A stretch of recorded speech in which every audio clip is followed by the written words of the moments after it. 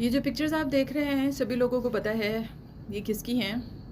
Doctor مانور ناصر کوئٹہ سے civil hospital میں job کر رہی ہیں اور کسی بد نسلے نے بد کردار نے ان کے اوپر تیزاب پھینک دیا ہے.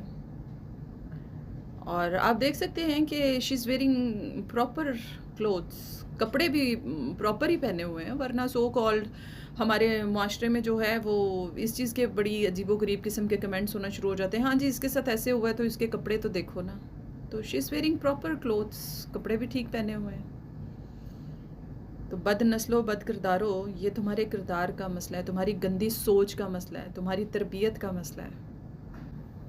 ایسے موقع پہ نا سعادت حسن منٹو کی ایک بات یاد آ گئی کہ وہ کہتے ہیں کہ عورت ہم صرف اس کو سمجھتے ہیں جو ہمارے اپنے گھر میں ہے، جو باہر ہے اس کو ہم عورت نہیں سمجھتے.